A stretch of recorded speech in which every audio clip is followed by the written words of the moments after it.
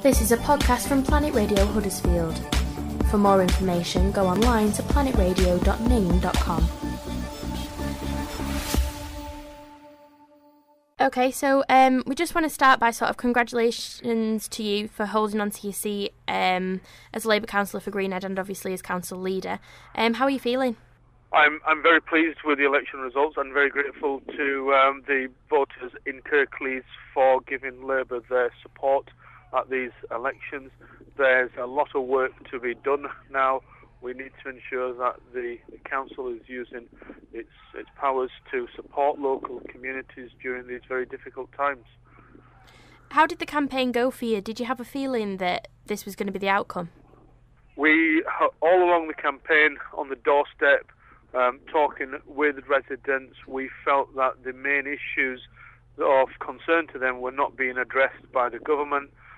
People who had voted Conservative and Liberal Democrat at the last general and local elections were turning away from them in droves.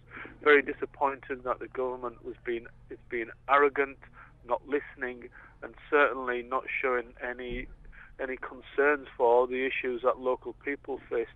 For example, people were asking how is the government going to ensure that their young people, when they leave university and graduate, have secure jobs for the future, be able to pay off their student tuition fees, which have gone up to $9,000 per year. The government's got no answers to any of these, and if you happen to belong to a posh family, with rich background, then you've got nothing to worry about. But 99% of us don't come from those backgrounds, and this government's got no answers for those problems. Obviously, Labour did well in Kirklees and all over the country. What do you think are the exact specific reasons for this? I think the specific reasons is it's mid-term. It's an opportunity for the electorate to cast their verdict on the government's record so far, and they've given a resounding thumbs down. And secondly, a lot of local issues played into the election campaign, and those are the issues that are bread and butter for hard-working Labour councillors and activists on helping make our streets safer and cleaner, working to ensure that as a result of the unfair cuts that Kirklees receive from the government, that we are keeping as many frontline services open as possible. We're very proud to be the only council in the region not to have closed a single library, museum, children's centre, sports centre or park. And our record of financial competency is something that the public give us a great deal of credit for. Do you think that the outcome of this election is any indication of what's going to happen in 2015 at the next general election?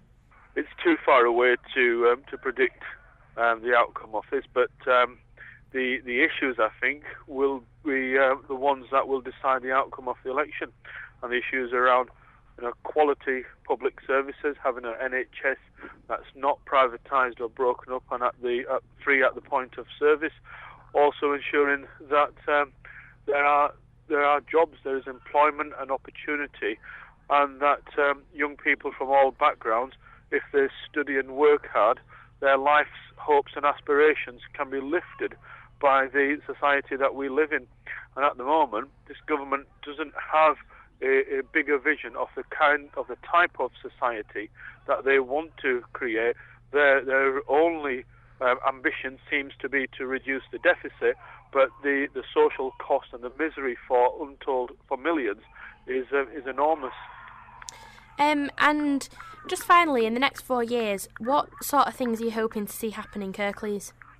If I can focus specifically on Huddersfield to begin with, over the next few years, we will be working very closely with the Huddersfield University to ensure the Enterprise and Innovation Centre is a success that will help to create local jobs, particularly in high-end manufacturing, and also working with existing businesses and looking for inward investment. We've allocated the largest employment site within West Yorkshire at Cooper Bridge next to the M62 for inward investment to create thousands of jobs.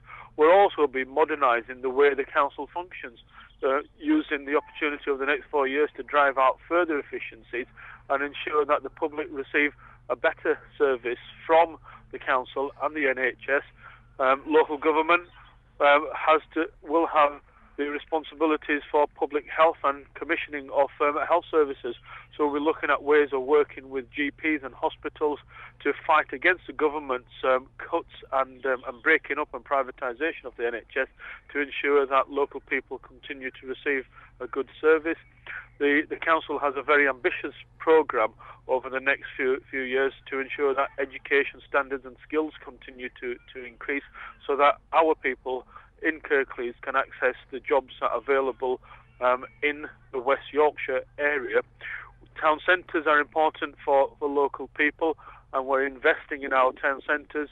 Kingsgate Phase 3, working with the owners of that to create new shopping facilities and 600 jobs, a new sports centre in Huddersfield, regenerating Dewsbury Town Centre, bringing Pioneer House back into use, and ensuring that we have sensible development to meet the future housing needs within our areas, and using green belt land only for employment purposes at Cooper Bridge and Chidswell, and preserving open green spaces, but ensuring that brownfield land is brought into use for new housing and regenerating many of our communities.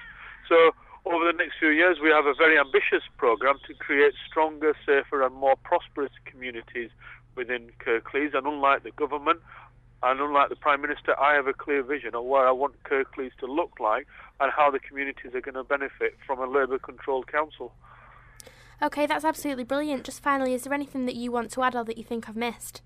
I think you've covered everything. I think the only final bit I want to add is that final two things. One is that the Conservatives ran their election campaign on phony issues of breaking up Kirklees into two smaller councils, which would cost the average resident £450 per year more on their council tax. And the second issue, the preservation of Greenbelt. 70% of Kirklees is in the Greenbelt. We're only planning to release 1% off that Greenbelt at two strategic sites for employment. And unless we do that, we're going to have a borough with chronic unemployment. And the final thing is, Labour can't take for granted the votes that we received. We have to ensure that over the next few years, we work very hard to provide a strong voice for communities during hard times, but also deliver on our programme of doing our best to ensure that there are, good prospects for a good quality of life for all our residents in the future. Thank you for listening to this Planet Radio podcast. For more podcasts and information about Planet Radio, go to planetradio.ning.com.